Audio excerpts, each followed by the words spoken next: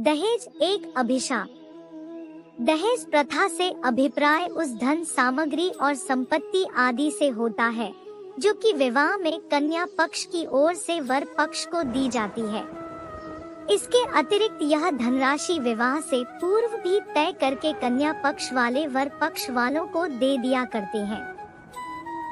प्राचीन काल में तो इस दहेज प्रथा का प्रचलन केवल ऊंचे कुलों में ही होता था, परंतु वर्तमान युग में तो यह प्रायः प्रत्येक परिवार में ही प्रारंभ हो गई है। इस दहेज प्रथा के कारण विवाह एक व्यापार प्रणाली बन गया है। यह हिंदू समाज का शत्रु तथा उस पर एक कलंक के समान है। इसमें ना जाने कितने घर बर्बाद कर दिए हैं, कितनों को भुखमरी की कगार पर लाकर खड़ा कर दिया है तथा कितनी ही कुमारियों को अल्प आयु में ही घुट घुट कर मरने को विवश कर दिया है। दहेज प्रथा से अभिप्राय उस धन सामग्री और संपत्ति आदि से होता है जो कि विवाह में कन्या पक्ष की ओर से वर पक्ष को दी जाती है।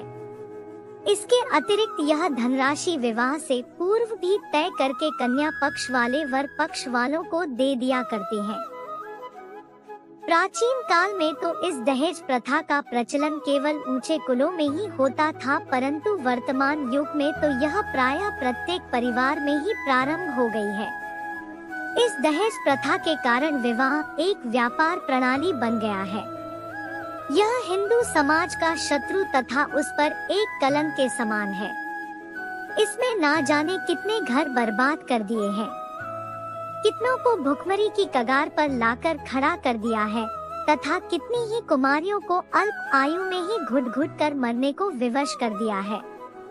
इस प्रथा के कारण समाज में बाल विवाह, अनमेल विवाह तथा विवाह विच्छेद जैसी अनेक कुरीतियों ने जन्म ले लिया है।